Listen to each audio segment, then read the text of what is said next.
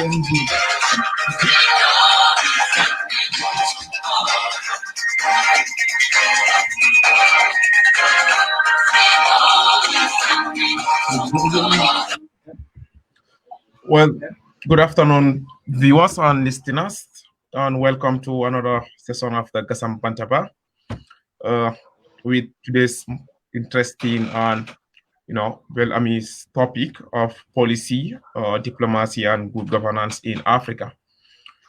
So I will let my guests and co-hosts present themselves, and then we hit the button. Madam Zainab.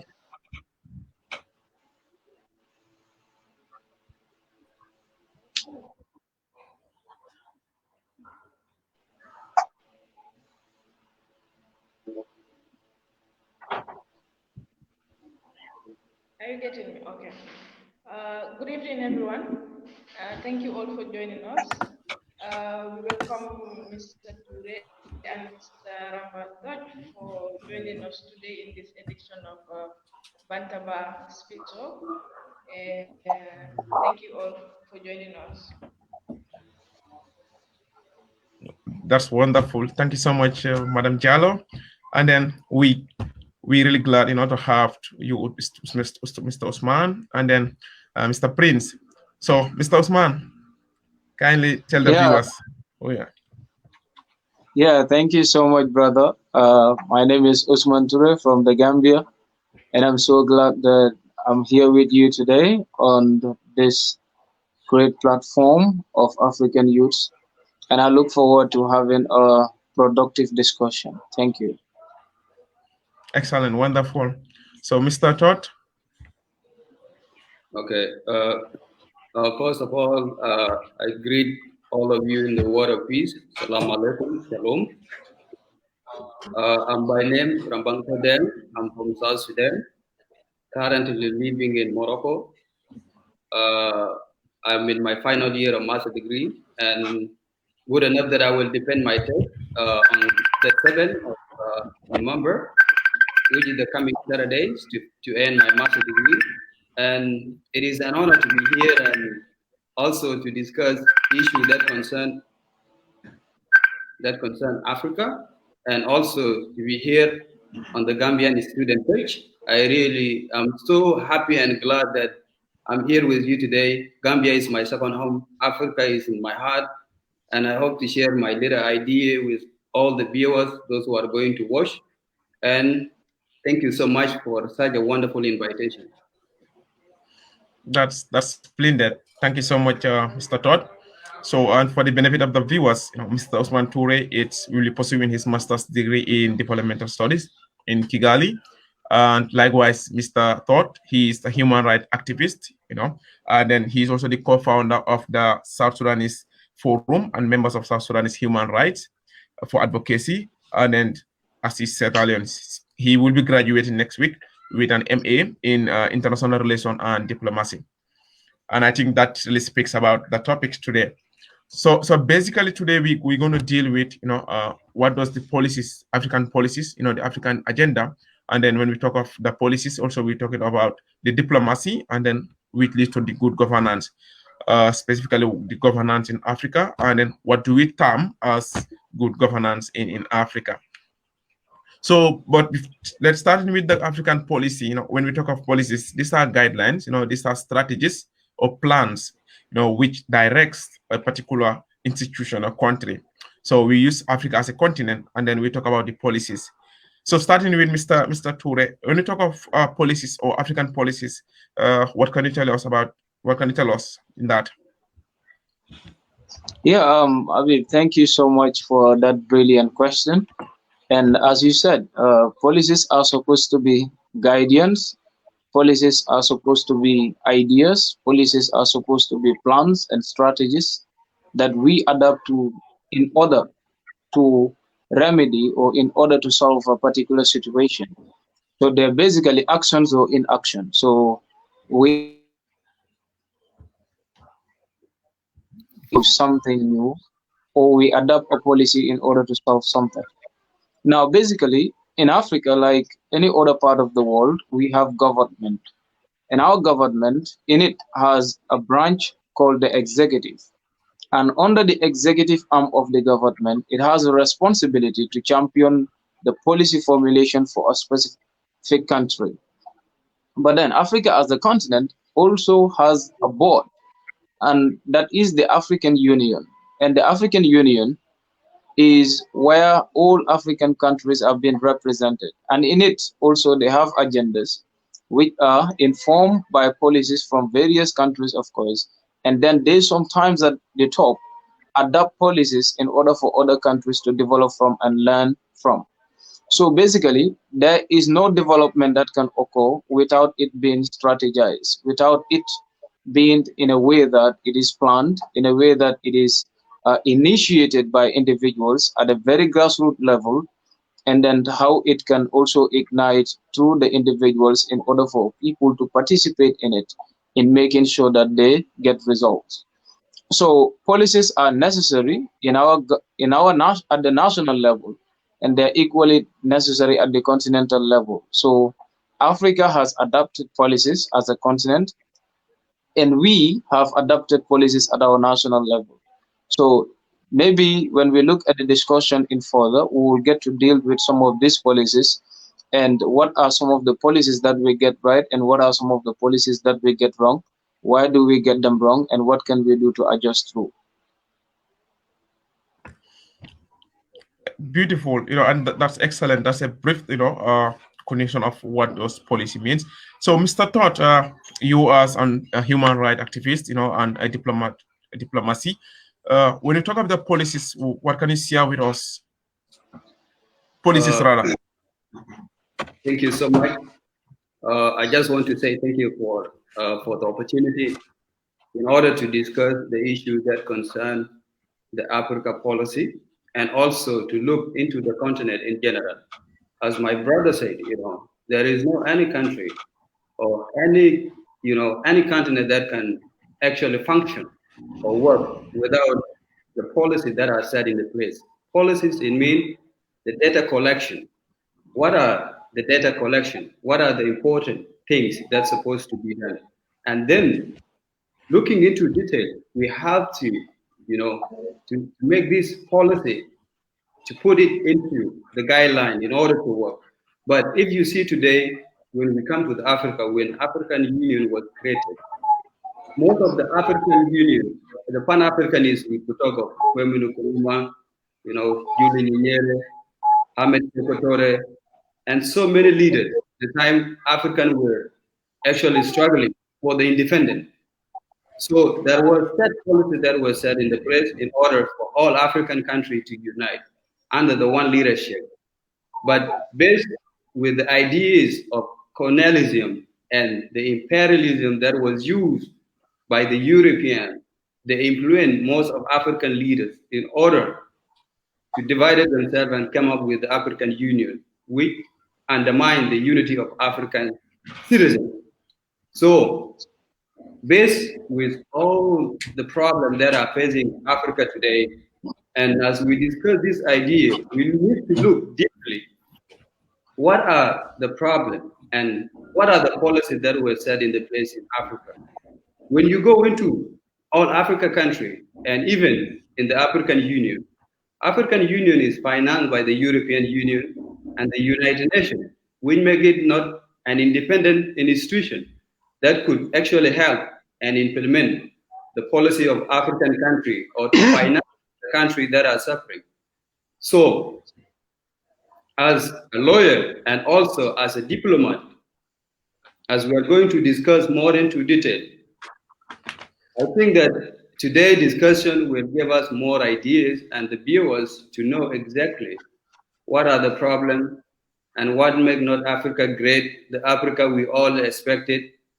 As was mentioned by my brother, exactly, the government exists into three branches: the executive, the parliament, and the judiciary that execute the policy that has been set by the country in order to help the population. So I don't know if you could allow me to go into detail in order to actually explain, the problem that is facing Africa policy and why African countries are not actually going ahead in order to look like the rest of the world, like Asia or maybe Europe or even America. So if you could allow me, I would love to go ahead and discuss more. And then after that, my brother Ousman can add what he thinks and what we're supposed to do in order to help Africa that we always wish for. And thank you so much. For sure, you could delve more into policies, because when you talk of policies, that will lead to the next part of the diplomacy and then the governance. You could. Okay. Thank you so much. I really started by a story. There was a time, a very great leader. He was living like a king. And during that time, he never traveled anywhere.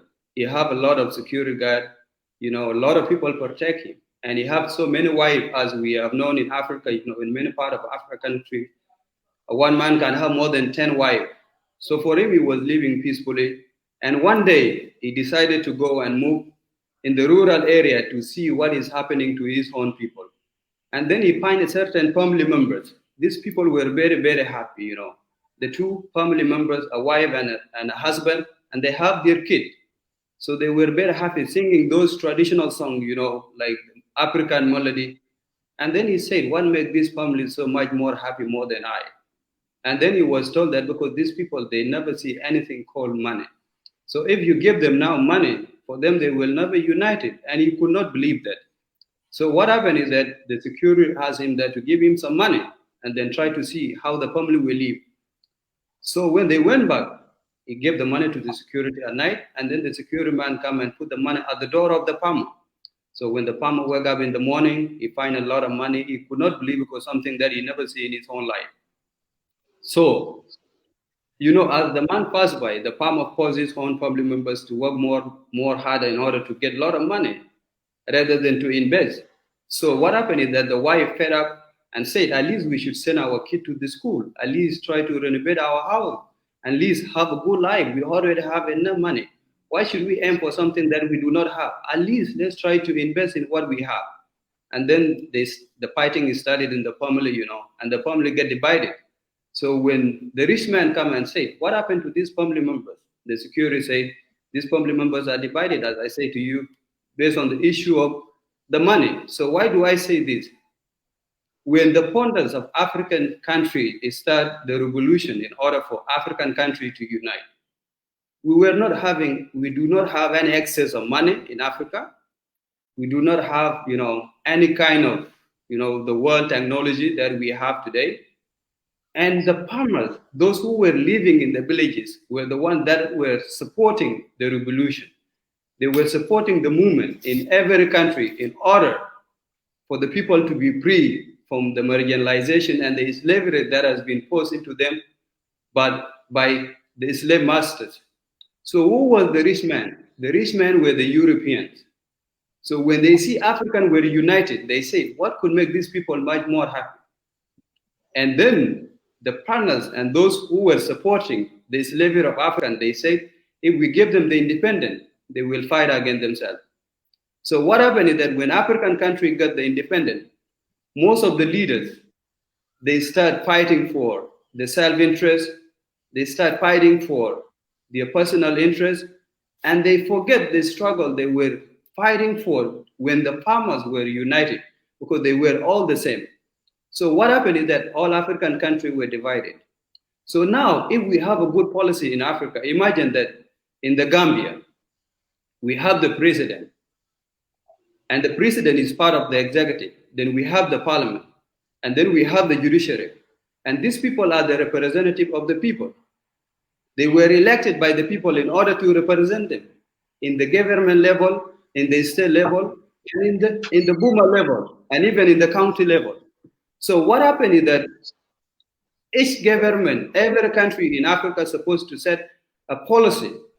This policy is supposed to be explained to the citizen, due that it will be implemented into law. And this policy, the policy could be, farming, it could be for retiring in education, it should be any kind of sectors in different institutions when the leadership come into the place. Because these leaders are supposed to put the priority and the interest of the citizen first rather than their own interest. And then if they have a good policy in the place, the Europeans, the Americans, the Asians should not exploit us. We should have the independent institution whereby we have a good education system that actually bring up the African citizen. But if you see today in Africa, most of the leaders in psychology, there is what we call promoting ignorance. The higher class, those who are wake up and those who really understand the system, they promote the ignorance whereby they divide African based on country line, based on tribal line, based on ethnic line, based on the religion line, whereby the lower class will not understand what the higher class is playing the game for. And then here the citizen will be divided. If you look into many African countries, are we really united? Do we put the interests of the citizen first? Do we really have the good policies? The founders were having a very important policy in order to unite all African countries. African will have one currency, African will have one identity, and you can travel everywhere in every country in Africa as African citizen. But what happened? What happened is that the Europeans do not want that to happen because they know they impose the system on us. They impose the system on us. Today we have the Anglophone, the Francophone, and all this. We should not even communicate with their own languages. We're supposed to use the African language. It's supposed to be Mandinka or any language, or maybe, Wolof. These are African languages. And these are things that's supposed to be put in place by the leadership, either the African Union and then the countries. Now we have 8 integrational regions. We have the 8 regional blocks, the CDAO, we have East African communities, the Central African communities, and all this. These are people these are the institutions that's supposed to help the African countries and supposed to set the policy. But who finance this institution? The Europeans, the countries are not even contributing in order to see the well-being of African citizens. So if Africans want to go back and see why we get the independence, why were we united, then every human being, we are all the same. And our leaders supposed to put the priorities of African citizens rather than the slave masters, the European, the Americans, and the Asian that are exploiting us. And that is the biggest problem that we have today. There is no any set goal agenda that has been set in place in order to help the African citizen. We could give a good example, many countries like Central African Republic, Sierra Leone, South Sudan, Liberia, most of them, they were under the control of the United Nations to come and protect the African citizen. But do they really achieve what they come for? No, they come to exploit the Africans and to continue the suffering of African people. They have no interest in Africa. Their interest is to exploit us and use us as they wish. So this is the biggest problem. And if Africans really want to put the priority of the citizen and to set the good policy, then now we should promote the education system.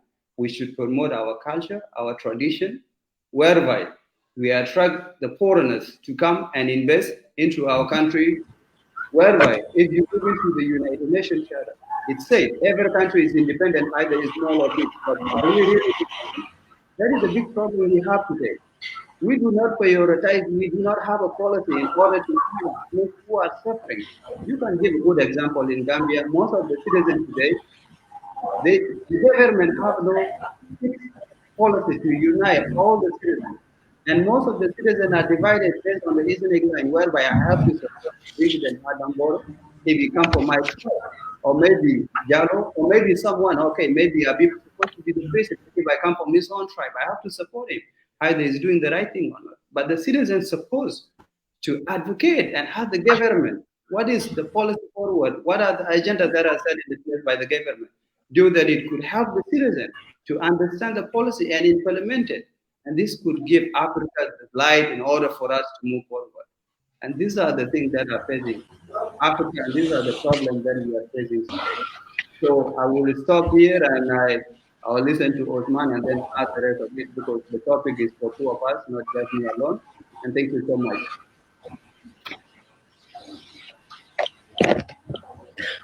Indeed, thank you very much, Mr. Tot, for that well detailed about, how the policy comes about and what leads to the Africa we see today. So, Madam Jallo, what do you have for Ousman?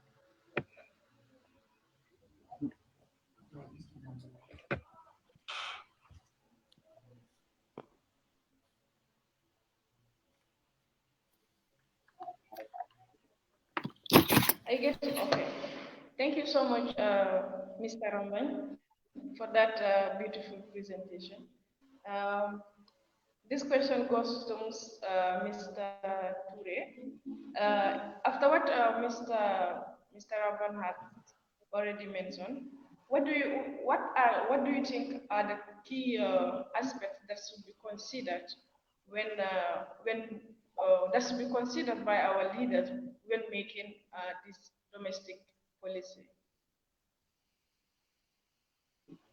Sorry, I didn't get the later part of the question. What three things should be considered by our leaders?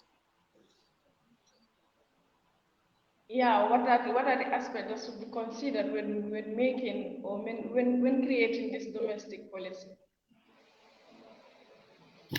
Yeah, I still have a problem unless Abib, if you can help me clarify the question. Yeah, basically, Chunko, you could speak louder. So it's talking about what are the aspects that leaders, African leaders need to consider, when they are making such policies, especially domestic policies that affects exactly. Oh, Zainab. Okay, thank you so much for that brilliant question.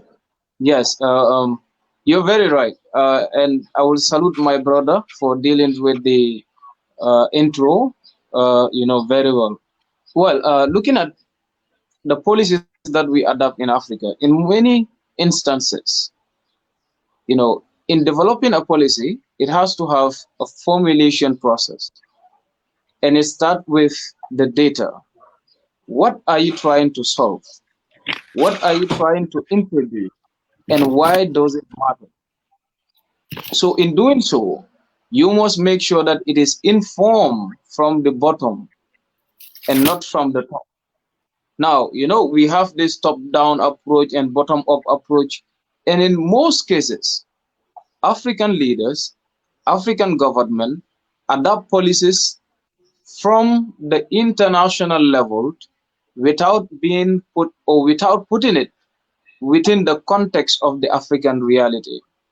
For instance, when we look at the Bretton Woods institution, like the IMF and the World Bank, after their formation, this was during the Second World War and just immediately after the Second World War in 1945. The World Bank came in, the IMF came in, and they had an agenda.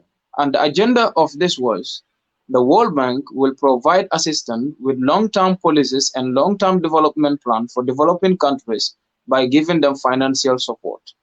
And the IMF will equally provide assistance on short-term policies and short-term projects for developing countries. But then, immediately after that, countries in Africa started the agitation for independence and etc.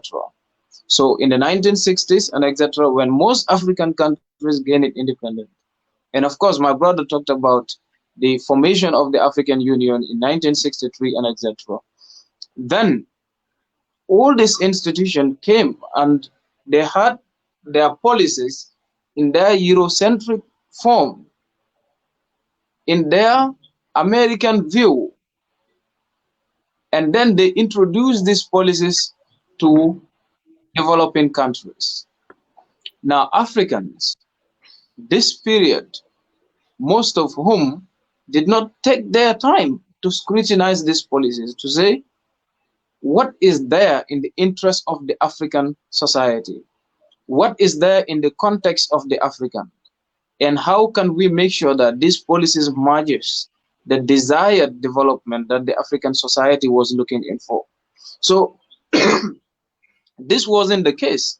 So what really happened is that we adopted policies and projects, development ideas in a very Eurocentric view. For instance, I can take an example of the structural adjustment plan, which is one of the main reasons that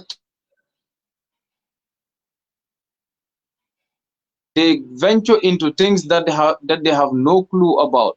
And by the time that it phased, our resources were already gone.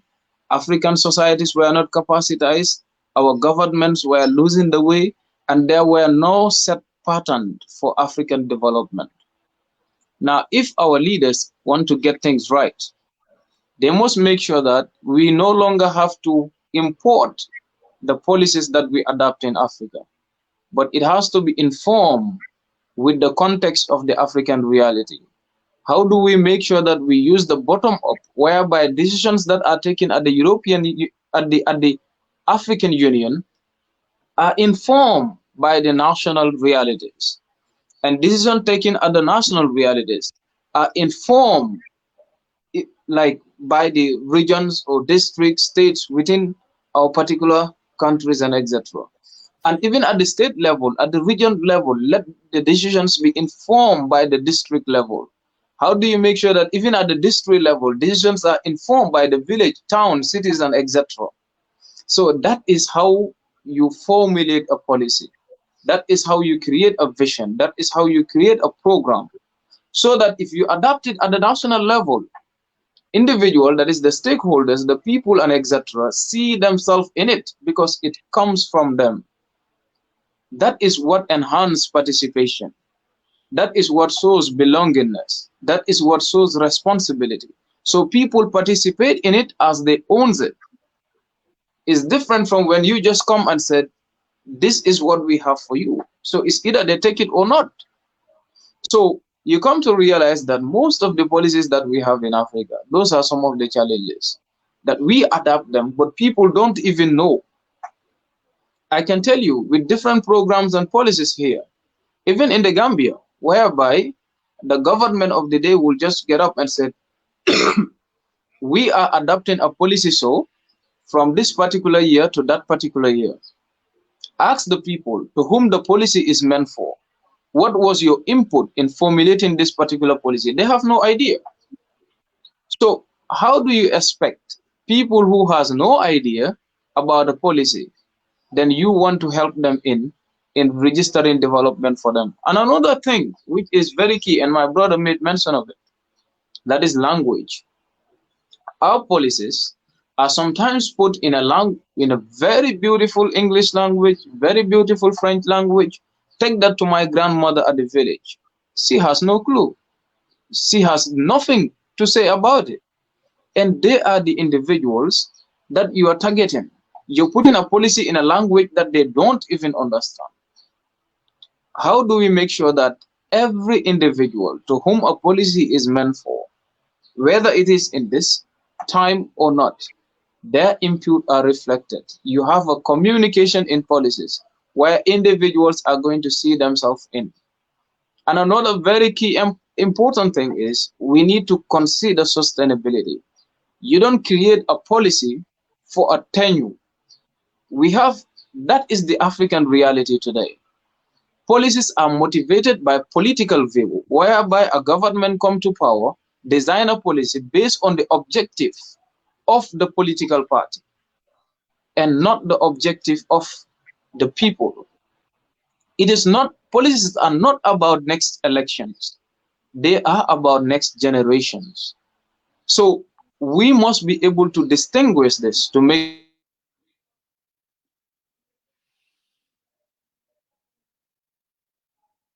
the individuals and all the stakeholders can work towards attaining it.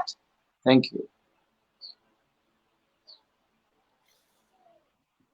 That was brilliant, and I think that just covers the total insight of what we talk of when we talk of the policies, when we talk of the guidelines or the blueprints, of Africa, and which is very important. It's about our political agenda, it's about the interest of the leader or the interest of that particular juncture, not the African at large, the communication and the mode of transmitting the call. So before I move to the next one, that's diplomacy about the foreign politics, foreign policies. How do they actually affect the African reality? Quickly, Mr. Rambang, you just highlighted very important points, about Africa and then, why African policies really misbehaved. But for instance, in briefly, what do you think can be the solution and that can be an intact for just the problems you just made from the African policy? Well, I would like to thank Lamin for such a beautiful question. And as we are here, sometimes all of us, we are not experts to say the realities, but I will give what I know and what I think that Africans supposed to do to end this policy of, of mismanagement and the lack of representation of the people. As my brother Ousman explained into detail, I could not disagree with him. I was just happy to listen to him and the way he explained the realities, because these are the problems that are facing us today. So the solution that's supposed to happen is that as African, we're supposed to put our identity as a citizen first before our tribe, before our region, before our religion, and everything that divides us. If you come to Africa today, like I said before, most of the citizens today, they do not put the citizenship more than their ethnic identity. Let me say it in terms of culture, there are different types of culture. When we come to the national culture, it means that I could be Mandinka, I could be, I could be Pula, I could be, other tribe in Africa. Imagine that I was a Gambian. I was born in Gambia, and I am from Mandinka. So now, my national identity will be that I am a Mandinka. I didn't put that I am the Gambian. So here, the politician, they get the interest to divide the citizen because they know what they are playing, they know what they are doing. And here, when the citizens are not united, then now, how will the political elite actually put the policies that put the interest of the citizen first? Like it was said by my brother Osman, A policy is supposed to be explained to the local people, those who are in the village, because these are the people that need help. The political elite, they are already okay. They are living a good life. Their children are living in a foreign country. They're having a good life. But who are they going to lead? The villagers, those who are suffering in the village, those who have no access of education, access of the health care. They could not travel from the village to come to the city. They're supposed to be a good road. These are the things that's supposed to be done. But if the citizens are divided, how do you think that the policy will come? It's except that the citizens are united, they put the nationalism first, they put the country first. Because none of us is his own mother, his own father, his own brother, his own sisters. It is our ideas, it's our decision now to decide. Whom do I want to be? How can I look into my country? Whom do I represent? You represent the people of the Gambia. You represent the people of Africa. Africa in general. You could be born in South Sudan, in Sudan, in Senegal, everywhere. Would you one day deny that you don't belong there? No, as long as you are born in Africa. So we, the citizens, we have to stand up and say the realities to face what is lacking. Because if the political elite have no ideas, the citizens have the highest power. The political elite is supposed to be 0.1% of the population. They could not reach 1 million if Gambia is, maybe imagine that is 1 million population. The politician or the political elite class supposed to be maybe 500,000. But what of the half of a million? If they go and destroy on the street, all of them, all the tribe, they are united and fight for the right of the citizen. You set up the policy, what does people need in the villages and what they are lacking, and then you present it to the government. Do you think they can stay there? We let them to be there because we don't have. Look into the European Union. If any country, one citizen, maybe someone kill a citizen, every citizen will go on the street to demand their right, why someone has been killed. But if it happened in Africa, if one tribe could be killed, you don't care as long as you don't belong there, because it does not put your interest. And that is the problem that we have today. So if we need to solve all this problem, we have to put the nationalism first. We put Africa first, then we put our country first, more than your ethnicity, more than your culture. And now we come to the second part of your cultural identity, which is the culture of higher institution, mean the formal education. What have you learned? As a citizen, as someone who is educated, you should have at least be informed, be different from those who are living in the villages, those who can be manipulated easily by the politician, those who can be divided based on the ethnic line. So when you have the culture of education, it means that you don't identify yourself based on your ethnic identity. You don't identify yourself based on your country. It's a must. Yes, God put you there. Allah bless you to be in that family, to be in that tribe. But that does not necessarily mean that you don't belong to the rest of the tribe, because you never choose where you belong.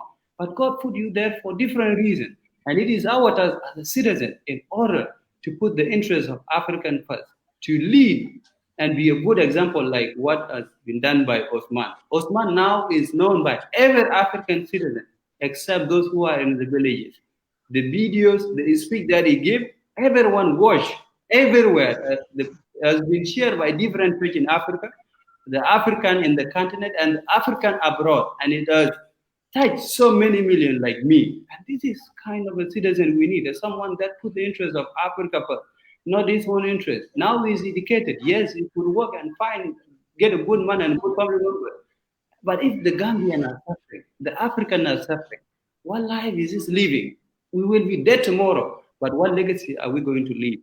The founders of African independent countries really fought for us in order to see the future and build the Africa that we need. So they leave that into our hand. And today, if we need, in order to solve all the problems, we have to stand up and we have to say the realities. Because if we keep hiding behind the politician and based on our religion, then it will keep dividing us, and the European will continue to exploit us.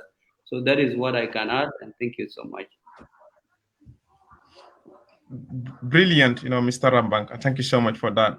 So moving on to Ousman, you made a very important point. It's about the foreign policies, that is being inculcated in Africa, and that leads to the diplomacy, and the foreign policies. And we know that foreign policies, it's a combination of different factors. And when we talk of diplomacy, we're talking of two. We're talking of the balance of interest and then the balance of power. So what are the solution, or what do we need right now? For instance, the SDGs, the MDGs, the Agenda 2063 AU.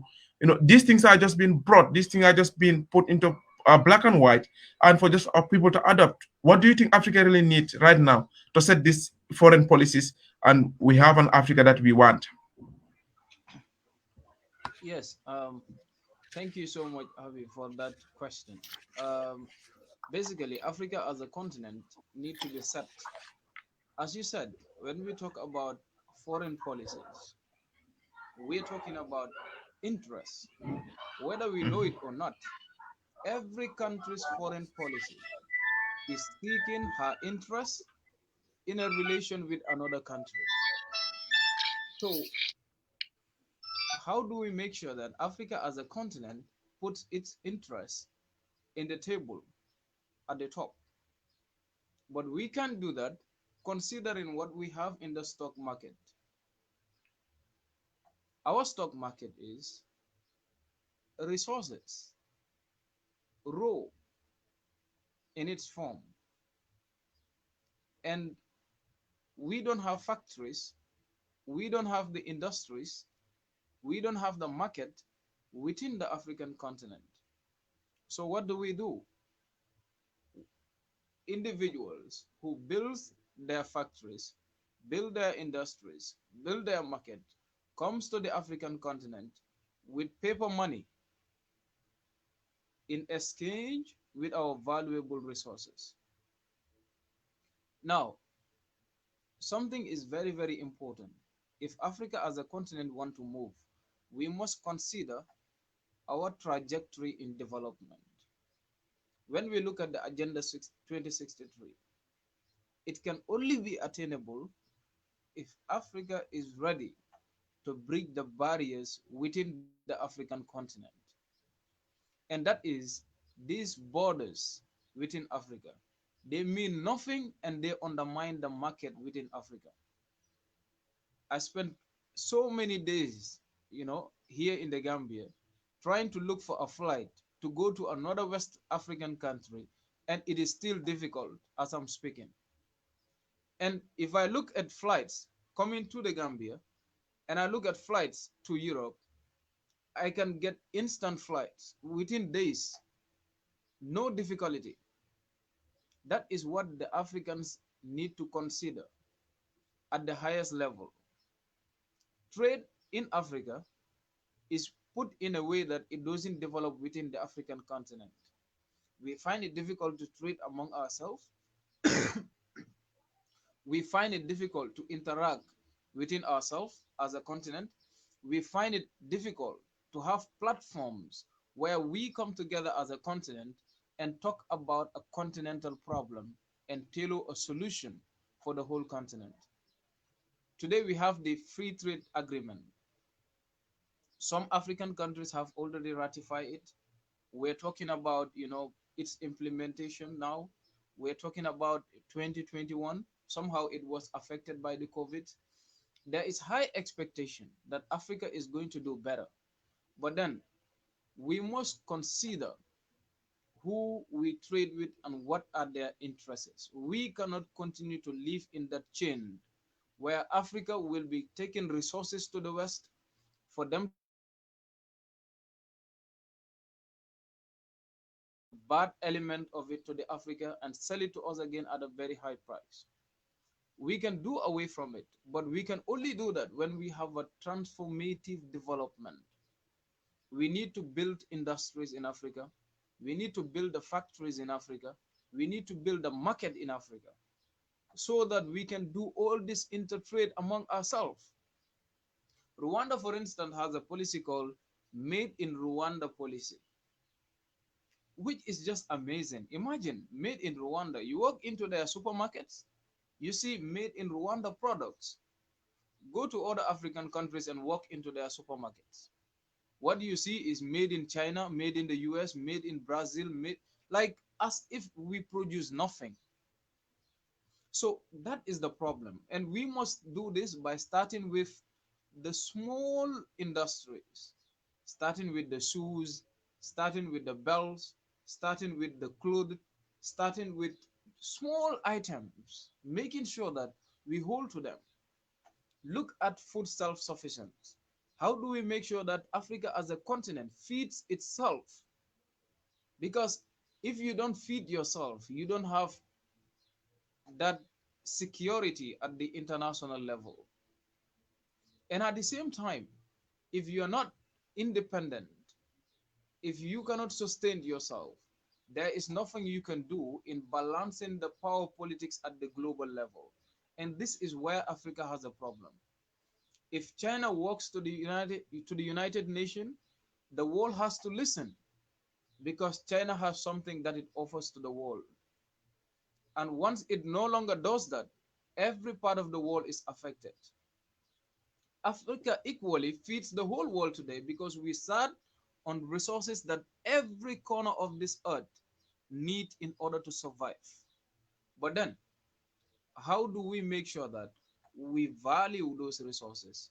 We put in our own input to make sure that those resources can be that powerful enough to make us have those powers at the international level, where Africa can walk to the United Nations and make a decision. Today, African countries don't make decisions at the United Nations. They only give their suggestion and recommendation. It is the US, the Chinese, the French that controls everything that happens in there. We just talked about the African Union. In our own continent, a union that we built with 54, 55 countries together, yet we cannot have its budget sponsored by us. But a greater chunk of it have to be sponsored by the African Union, by the European Union. And if the European Union sponsors the African, that is the greatest insult of this continent. So what do we have for ourselves then? And if we do not control the economy, we do not control decision making at the international level, we do not even control our domestic politics. We have seen instances through what is called in, we have the South-South Cooperation and the Triangular Cooperation, because even when we cooperate among ourselves within the African continent, we have to wait for a Western donor to make those projects work. And that doesn't work. What Africa needs to survive is a South-South cooperation, is a cooperation among African states, cooperation among developing countries. Because whether we like it or not, that developed nations will sit and look at Africa developing and they cannot be jealous about it. If they can do anything to fail us, they will. And that has always been in place. If you look at development trends from the 1960s, 1970s, and etc., we have what we call the false paradigm, whereby they gave us advices with a very beautiful language, but we never know what the hidden agenda is. So we go on implementation over and over and keep getting things wrong. So if Africa want to survive, if we want to have a strong foreign policy, well respected in diplomacy and etc., we must start with one thing: unity within the African continent, recognizing us as a people and empowering the people of the continent, that we have that self-dignity, that we have that self-recognition, that we have that self-love, that we be a people that are pride and proud of their history, their past, their civilization, and etc. Build a continent and then export those values to the outside world. Then they will have no other option but to comply with our demands because we sat on the resources that fits the world.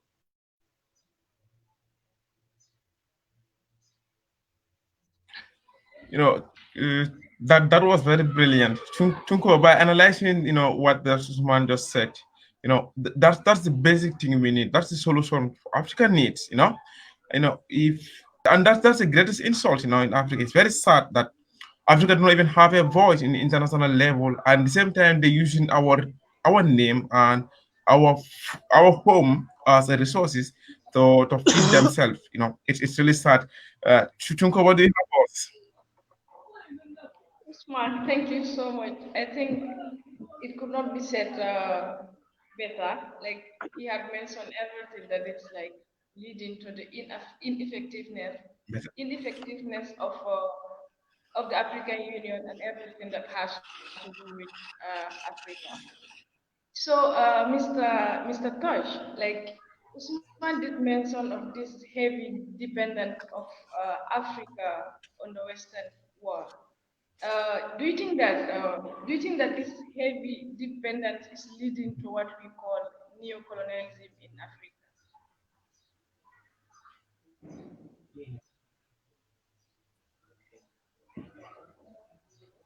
Your mic Okay, is I off. Okay.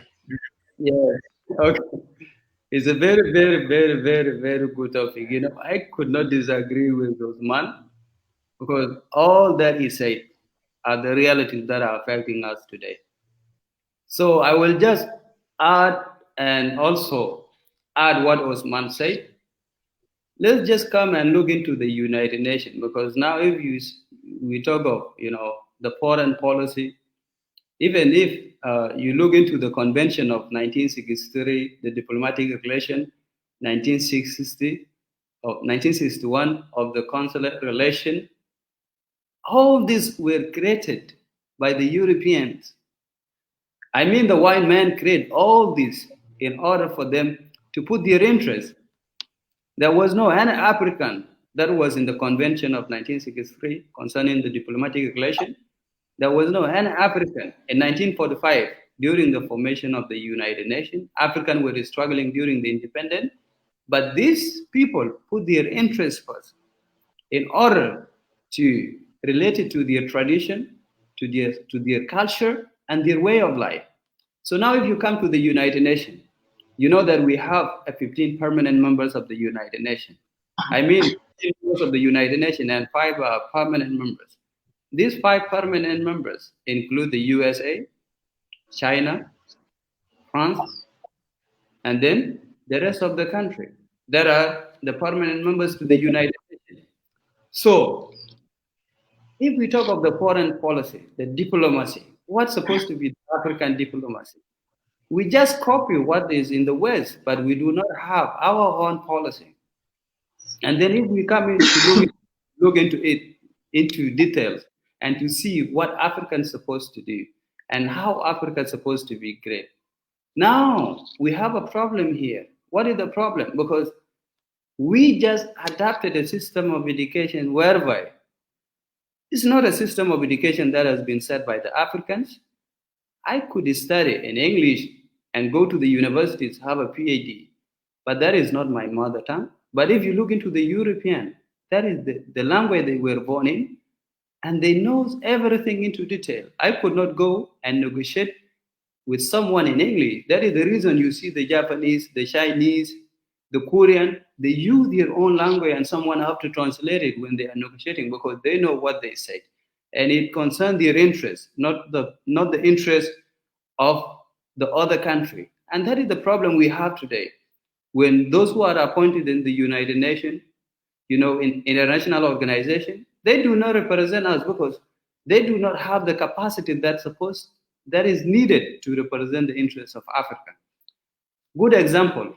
Now, if we go to the United Nations in Article Chapter 7, the use of force. If you see into African country, the United Nations, there are general characters and the specific characters of the United Nations. The United Nations will first use force to prevent the genocide. But who really support these clashes and the division and war in Africa?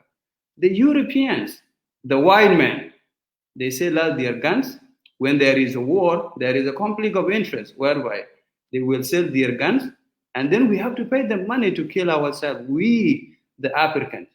But what is the state of the African Union? Nothing. The African Union is not saying anything to protect the identities of African citizens. Then now when there is a war, the sanction will come, which is the second characters of the United Nations. They will sanction the leaders, they will sanction the individual that does not put their interest, not the African interest. They create war on us and they sanction us due that we go and demand help from them. If we refuse, we are dictators And then we are killing our own citizens. That has been imposed by them. But what of those who represent us in the United Nations, the ambassadors, the representative of the African people that have been appointed by each country? Do they really stand for the interests of the citizen? No. They just stand with the interests of the president and the people that put their interests first, but they don't put the interests of the citizen first. And that is the problem that we have today. Because if you look into the function of the ambassador, Article 3 of the Convention of 1963 of Geneva, the function of us is to represent the people, represent the country. But which country are you representing? The president, the political party that does not put the interest of the citizen. And this is the problem that we have. Then here, the third character is that there is a lack of, lack of relation and the lack of explanation. What do I mean? The 5 permanent members have the power because before passing it, it must go through the 5 permanent members. And these 5 permanent members will forward it to the General Assembly in order to vote the sanction. Then what of the rest of the country? They do not have anything to say. And most of these 15 members and the 5 permanent members are not representing the interests of African. And a country can be sanctioned as they wish if they do not apply to the interests of USA, Russia, China. And that is the reason they exploit us today. Russia in the other side, China with their interests, the USA, the France. And this is how Africans are in mess because we are controlled by the permanent members. As long as we oppose their ideas, they sanction us. Then now, if we Africans need to look into detail, is that we have to come and sit as African and say, what do we need to do for African citizens? Then now we have to send the delegation that have to go into the grassroots to find what's supposed to be done. In diplomacy, you're supposed to promote your country culture that will have to attract. You have to promote the identities of your country people. What is the identities of African today? It's just war, ethnic division, tribalism, and all kind of corruption. This is how they put us. And if we are not united, then we will keep dividing ourselves and falling apart. So, as African, as a citizen, we need to look into it because all this convention does not represent the interests of African. At least African people have to sit. Now, let's take just a good example. Which country in Africa that will oppose the election of the United States if Joe Biden is the president or Donald Trump? No country. But if any country today there is an election and the one who is elected does not represent the interests of the superpower, either the USA, the China, the Russia, then they say this election is not the right election. The election has been reached.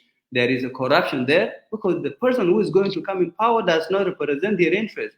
It could be someone that represents the people of Africa that have the ideas of African. And that is the reason you see the hateful government. And many Africans like John Ogopolo, the president of Ghana, and they say these leaders are not applying the policy of the United Nations, the diplomatic, the diplomatic convention. Which convention? African does not participate in that. Then we need to ratify and verify all the conventions that we have signed because most of them does not represent us. United States has refused so many conventions. And then where is the headquarters of the United Nations? In the USA. But what of African countries? They impose on us. So as African, we have to come and see what do we need to do in order to promote ourselves. We are educated. We have the resources in Africa. Now, if imagine in Gambia, everybody went into the farming, then now if everybody have excess of food, then we can create the industry that's supposed to provide food, biscuit. Like here in Morocco, let me just say it, Habib, like what Ousman said. Moroccan, they produce their own product. Everything we get here in Morocco is made here in Morocco. And then Moroccan economic is good. They do not have the resources. But many African countries, they have so many resources. They're supposed to be the first richest country. But how can we unite when we are divided? How can we develop our foreign policy? How could we be strong when we do not focus into ourselves? We just import and buy everything from them, and then we make them rich. We're supposed to create our own institution. We're supposed to create the education system that put the interests of African first. If you look into China in 1970, China was from zero. But if you look the China of today, they have, like highest tech, artificial intelligence, everything, they use a smartphone. And then now African can do the same. We have those who are educated, those people, they just need help. They need to be supported by the leadership, but the leadership does not represent us. It represents the foreign policy, the foreign interest, the American, the Asian, and the white man in general that see African as a curse. And that is the problem we have today. Like what was said by Khalid Mohammed, he was killed in 2001. He said, if you look today, African, when people are going to the funeral, they put the black clothes. When people are going to the wedding, they put the white clothes. And then who say that? And then if you see, they say devil is black and God is white. God cannot have a specific color. It could be any color. Then why do we put, like we have the Black Friday and all this? They put us in order to put us down, and they don't want us to go ahead. That is why every Africans are divided either in abroad or either in the country. We are all divided based on the, you know, the white man policy to keep exploiting us and use us against one another. At least we Africans come and sit together and discuss and see the way forward that put the interests of African first, the foreign policy that we're supposed to use. Every ambassador, every citizen is supposed to be the ambassador to his own country and to Africa to put the interests of African first. And this can help us in order to move ahead, whereby, like Osman said, now we can move to to Rwanda without spending so many days, or to go to any country in Africa without any issues. But as long that they divide us, I have to find a visa to go to this country. And now even the free trade that has been implemented is not every country that are accepting. Some of them accept it, but who will explain it to the population? Most of our population, you go to many African countries, they are not educated. They do not know what to do and how to sell their product. And this policy is supposed, this policy to me with foreign policy is supposed to be the priority of the government, due that the farmers can come and sell their product. And now we can come and manufacture those products and export them to the foreign country, because Africa have enough resources. And these resources, we don't need every African country to depend on the foreign country. Most of African countries today, like they sell their oil to China or USA or France or other country, and then they sell it and they give us back the money. But why should we not sell it here in Africa? Why should we not put the African market first? Then they have to come and get it from us. Rather for them to come and give us what we already have. They give us the gold and everything expensively while they exploit it from here. And this is what we're supposed to put as African. We do not have to look to the foreigners to help us. And the biggest problem we have today in the world, any country, anyone who give you the money, even if you are a student, anyone who give you the money is always have the highest power to decide what you need to do. And that is the problem today we have. Even if you're a parent, anyone who pay you the money, you have to accept whatever decision he takes, because you depend on him. And if you refuse, then now you disagree. You will say, okay, just do whatever you like. And that is the problem. We have to depend on our own. We don't need the foreigners to tell us what we're supposed to do. And I think that with African Agenda 2063 is us, we, the young people of right now, will implement it. The whole folks that are now leading us will not be there during 2063. So we have to discuss ideas and unite all African and see what we need to do as African. The biggest problem, because most of the people are not educated, and we do not even have many platforms to help us. We use Facebook today, is American. They can close it as they wish. They could delete any platform that discuss African issues. But do we not have those who could create those platforms and help them in order to reach and African are connected? All our data, everything that we do today is already known by the Westerners. But do we know what is happening there? We do not have, but they know what is happening in Africa. And I think that we need to, to transform our own foreign policy here in Africa and how we represent African and how Africans are supposed to live as brothers and sisters and fight and compete with the rest of the world. So that is what I can add, and Osman has explained everything.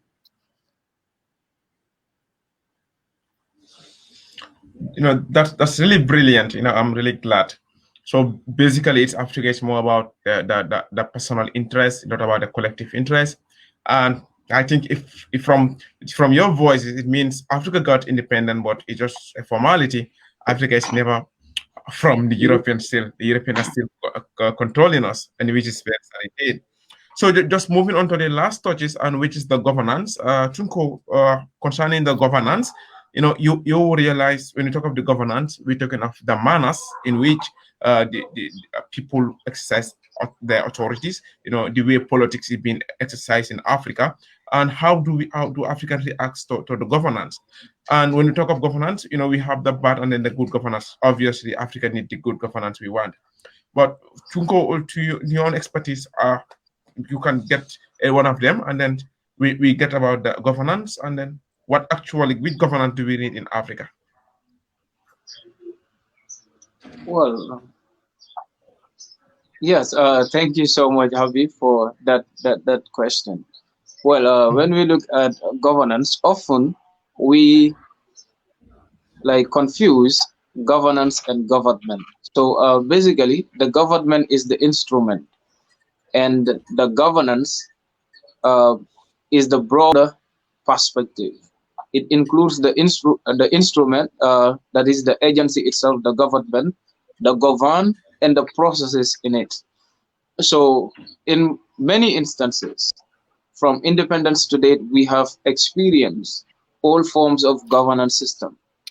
And development, for instance, in general, when we talk about social cohesion, when we talk about sustainable development, when we talk about economic growth, we need to talk about good governance too. Because initially, when policies were adopted, when development models were adopted, little focus was done on good governance, not knowing that there has to be good governance to accompany any policy that a country is to use in order for them to register the success that they want. And good governance in this sense has to mean a legitimate government. Legitimate in a sense that people need to accept the government in place. And they need to have a medium in choosing leaders. And at the same time, it is always important for them to have an alternative government, whereby if they feel like this government is not delivering the governance needed, then therefore they can be removed and some group of individual can be brought and then the same task be given to them. So basically, when we advance governance, it goes with principles. What does the people want? Who rules and to what extent should they be ruling? So that looks like it looks across all sectors. What policies can be implemented? The beliefs of the states? What are the norms? Like these are some of the things that we're talking about. And what do we expect from the people who lead?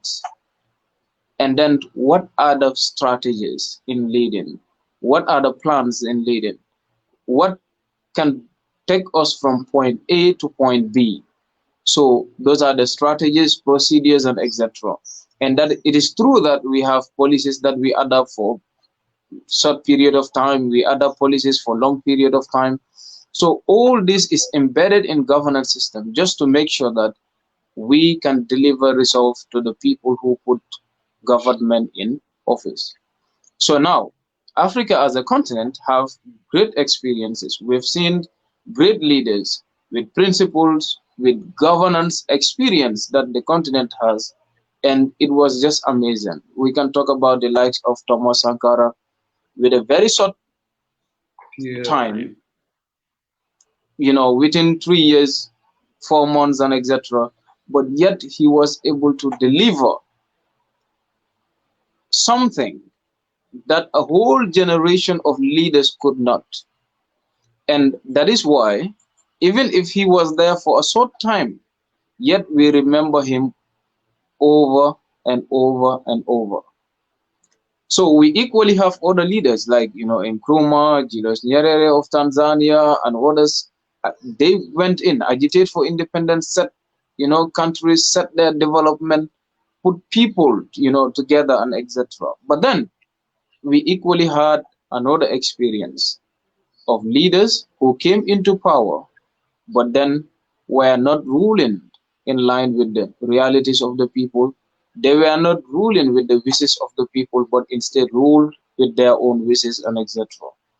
And for instance, so many countries also have equally experienced leaders like such. And then those are some of the individuals that made Africa very difficult to grow as we speak, because their leadership, the governance style that they adopt, have undermined development in general. It has undermined economic growth. It has undermined education. It has undermined a lot of sectors within the African continent, because their sole objective was within themselves, their families, and their close associates.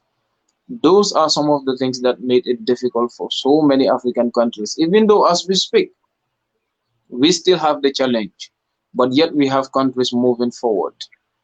Now, on a final note, governance has to be guided with principle. It has to be guided with an ideology that is with the consent of the people that you govern it. Now, in Africa as a continent, when we started our governance system, many individuals adopted ideologies that doesn't match with the realities of the African continent. For instance, at independence, there was a competition whether countries in Africa has to be democratic countries or should they be communist countries.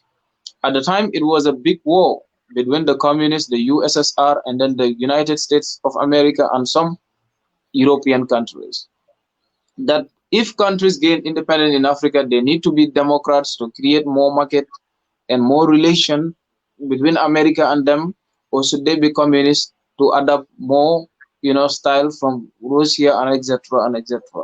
So this was the case for period until in 1989, 1990, when the Cold War ended. Francis Fukuyama, who is a well-respected political scientist and also a development lecturer in Stanford, wrote a book called The End of History and the Last Man, in which he stresses that the war on ideologies have ended and liberal democracy has championed the world. That countries that are in Africa and many other developing countries will all have to be liberal democratic countries. But little do we know that we have got into ideologies that we have no ideas of, because our governments adopted it and our people don't know, so they don't see themselves in it. Africa has a culture, Africa has a civilization, Africa has a history, and that is what we forgot to adopt at independence. Instead, we keep on borrowing these ideologies, and somehow down the line, it has failed us a lot. So until, like, in recent years, we have also seen countries in Africa who have moved and said, no, liberal democracy, we have no understanding about it. Communism, we have no understanding about it. How about the Ujamaa, in Tanzania, as it was introduced by Nyerere? You know what? You are, your neighbor is. Let us come together. There's nothing like you are, this is someone who is a Swahili. This individual is Wolof, or this individual is a Mandinka, or this individual is, Luo or whatsoever. Come together and form what they call a Tanzania. And it was the Tanzanian that matters. Today in Rwanda, it is what the same methodology was used by the government to make sure that there is no more a Hutsi or a Tutsi, but what matters is Rwandese. And that have been embedded in an ideology, everybody embracing, have a common ideology like the Gachiru, for instance, our dignity, our, value, promoting that national consciousness in a term that everyone understands. Then we just started coming up with plans and etc. in their development and etc. And now they're where they are. Now, just finally, we have Dambisa Moyo of Mozambique. She is the one that wrote Dead Age and another book called The Age of Chaos. Now, Dambisa Ambisa Moyo in her book, she said, when African countries and when other Asian countries were moving on adapting, things and ideologies, political views like, promoting democracy, promoting communism, and etc. Asian countries said no. They delink themselves and form things that they understand, and that is what led to what we call today the Asian miracle, the Asian tigers, the Vietnam, the Singapore, the China, the Japan, and etc. Today they are moving when African countries are still behind.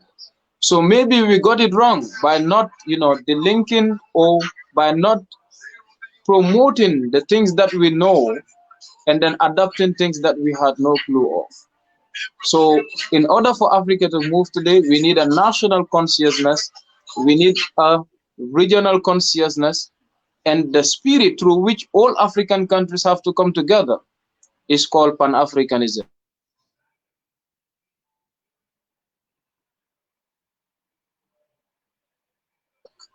Like, the Sylvester, the B. Dubois, the Nkrumah, all of them stood for. They fought and they laid down footprint for the continent to follow and grow.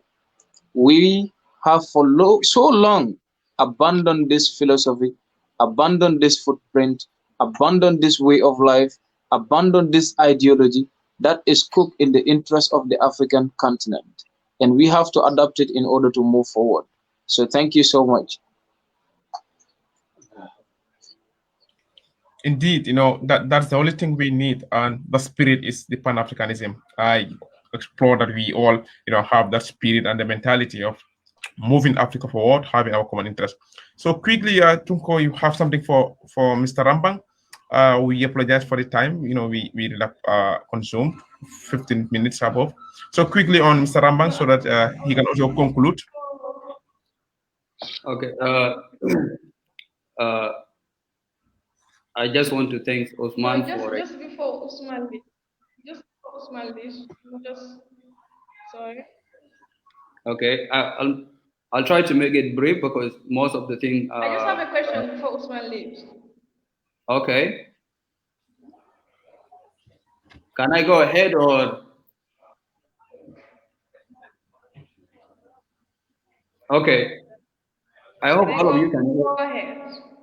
Okay, thank you so much. Thank you so much. I will just add a little bit because a lot of things are already been said by Osman, and this is what we need. We need a leadership that that represent the people, that has been elected by the people, and that put the interests of African first. But let's come and look into the problem because now we talk of governance, and we have some good countries that are implementing that idea to put the interests of African first. But what is the problem? What divided us as African in order not to have that good leadership, to put the interest, because when we talk of the governance, we talk of capacity, of the resources and professionalism, what we're supposed to do and what system do we really need, as it was said by my brother Osman.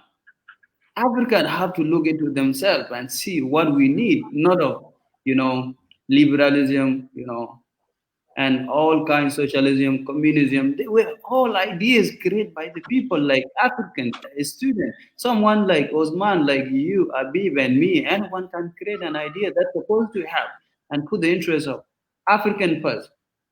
But now, as there was this, just a story. I don't know. Sometimes it's good to relate it the ideas, with the stories in order to explain it more. That was just, when I was in the place back in the years when I was small during the wartime. The whole parent can tell us some stories to keep us active. All of us, we learn some stories. That was, in the village, they just tell us that there was, one day the animal, there are four animals that come into the place: the mouse, the bull, the ram, and then the chicken. Now, one day, this woman, she was in, she's living with her husband. And then she decided, to put the trap in order to catch the mouse because, when you live in the village, you see all these, maize They are all in the house, eating the stuff, the material, the food, and then we have to control them. So she put the trap in order to catch the mouse. And then what happened is that the mouse have seen that, and now the mouse went and tell the ram, the woman has set the trap for me. Can you just go and put your leg on it and destroy it? Then we can move freely. And then the ram said, what does that concern with me? I don't have any problem with that. Then now the mouse went to the chicken and said to the chicken, can you just remove that and touch it with your leg, so that I could move freely? The chicken said, what does it has to do with me? Then the same thing happened to the bull. And then the mouse went to the bull and said, could you remove that? Just touch it with your leg, so that I could move freely. And the bull said, what does it has to do with me? So they all refused. And then one day, the snake passed by in the room, and then the trap caught the snake. And then now the woman was thinking that, oh, that is the snake. And she wanted to go to kill it. Unfortunately, that she never knew that the trap just caught the snake, and then the snake bite the woman. And now she falls sick. The day after, the husband decided to kill the chicken, knew that the woman could drink the soup of the chicken. And now they killed the chicken. And the situation got worse. And now the woman died. So when she passed away, the man, okay, before the woman died, now the situation got worse. The man decided to kill the ram, due that the woman can have a source, something to eat, like meat, in order to resist the affection, the impact that has been caused by the bite of the snake. And now she passed away. So what happened is that the communities, the relatives, they come to the funeral, and then now the man decided to kill the bull in order to serve the family members. So that is the same thing that happened to us today, to our politicians, our leaders, African leaders. When the situation arises, anyone will say that that does not concern me. When we talk of good governance in Africa, we need to have to put a policy that will help every citizen in African countries to have access of good education, to have access of health care, to have access of electricity, to have access of clean water, to have access of enough road, good road to travel everywhere. But when you ask them, they say that does not concern me, because at least they have a mean of transport. They can go to Europe, they have access. But what of those who have no access? The citizen will demand, just put your leg there, come and put yourself into our shoes, see what we need. And they say, what does that concern me? Because they are not living into that life, but someone need to help them in order for them to move freely and get the access they need, the food they want. But do we have the leader that provide the food that the citizen need today? That is a problem. We don't provide them. As long that they come forward, we say that does not concern me. And that is the biggest problem today we have.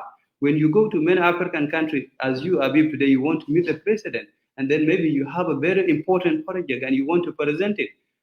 They will not let you even to see the president. They said, what does that concern us? As long that those who have the benefit of interest, they will not let you to explain and then maybe talk to the president to help the citizen of, the Gambia. And that is the problem that we have today. But if we need, in order to have a good leadership, ladies and gentlemen, brothers and sisters, we have to stand up and explain, debate, and share our ideas in order to have a good leadership in the place.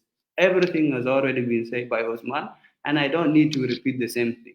So this is the problem that we have today. But if we leave the selfishness of ourselves, that as me, as long that I have access, I'm educated, everything that I need is fine, I don't care about anybody, and this is what keeps destroying us today. We will pass tomorrow, but what of the generation to come after us? All of us as a task to do something to our life and to help this beautiful continent. So that is what I can add. The topic is very big. And second to that, I'm really happy that to be with Ousman today, and to all of you, and to the Gambian student. I am also a Gambian, not just as a South Sudanese, but as African. I belong to every country in Africa. I'm not an expert. I don't know anything, but I'm learning. And that is the reason we are all here today. So I'm so happy to be here, and may the Allah peace and mercy be to all of us. Thank you so much.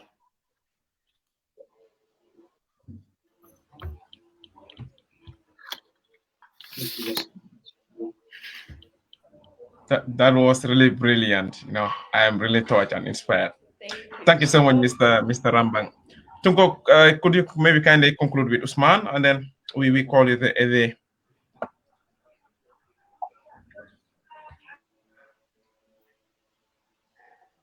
Thank you so much, Mr. Rahman. That was so brilliant.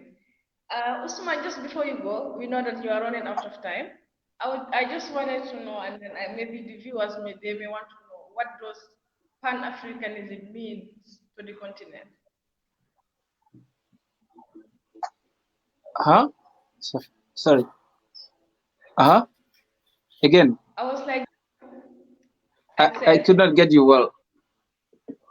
I said, what does Pan Africanism means to the continent? Oh, thank you so much. Thank you so much. Yes, I get the question now. Well, Pan-Africanism in general is about, yes, Pan-Africanism in general is about the collectivism, Africans in the continent and abroad coming together as a people. That is the that is the best definition that you can give. And when we talk about Pan-Africanism, it is about self-upliftment and self-reliance. How do we make sure that when Africans travel around the world, they see importantness in them? They see that dignity in them recognized by other race. They see that respect in them recognized by other race. And then self-reliance. Africa as a continent being able to grow without dependent on another continent or on another individuals for survival. Marcus Garvey, who is one of the pioneers of Pan-Africanism, once said, any leadership that teaches you to depend on another race for survival, that leadership will enslave you. So Pan-Africanism is about African having to rely on themselves, build Africa for themselves, that Africa is for Africans home and abroad. Thank you so much. Can I just ask Osman, you know, maybe because I don't know when I'm going to meet you, but I don't know if you have, any page that maybe we could get into contact and share a lot of ideas. There are a lot of youth movement in South Sudan, and sometimes they need a Yeah. participation of a great leaders like you. And I would love to, Yes. to have your contact in case that we need you also to come and participate and educate, young people like us and many of us, because we learn from one another. No one knows everything like Exactly. what God said. Exactly. Don't know Exactly. anything, and I cannot claim that I Exactly. know it. So Exactly. Yes, Abib, what you do is from here you can give him all my contact details by email and my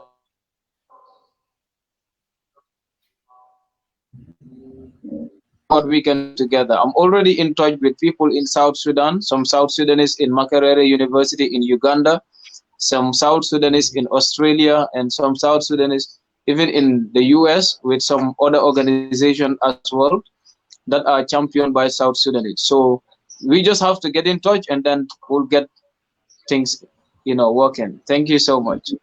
thank you And so much, Habib, my thank you for having me. Yes, Miss it was Jalo. it's super great, to Thank have you. thank you. Thank you And so much, you Usman. know, You're it's brilliant, a Mike. brilliant, yeah. Thank Thank you you. so much. Thank I you. thank you so much. Be We happy. couldn't be more happy. Thank you Thank so you so much. much. Thank you so much, Mr. Rambang. So Jala, Chunku, that was really, an insight. I'm really impressed. I think one day I would have to come and learn diplomacy as you did, so that I can get the best insight of how the things works. I know you got to love it. You got to love it. It's something super interesting, and actually deals with everything that you could ever imagine. I just appreciate like the point of view of Usman and Rahman. It was really educative, and then I hope that our viewers they have actually learned something from it, and they may also take things into consideration in their various countries or in their various level of dealing with people back home. Thank you so much, Habib. No, And then I think we excellent.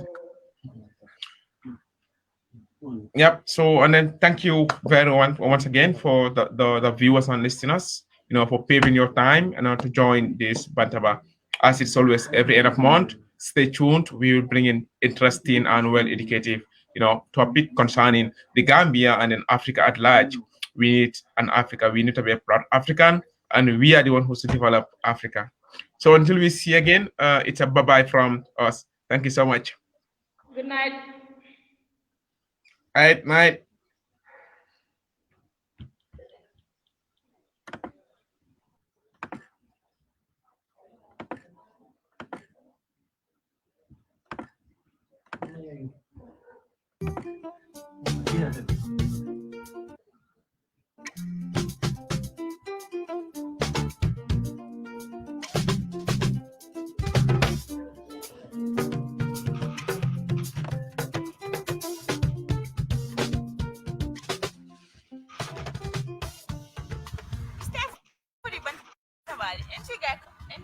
connecting. Ban Bantaba. What? Hey, Gasam mon li Bantaba. Gasam dañu bëgg program torop. Parce que daal yow tam keneen. We have so many books to read. But I have movie ma wara seetaan dafa over bari. I don't have that time, sir. Di toog di seetaan ay Gasam Bantaba. I am time. You know important. You know how important this Bantaba is?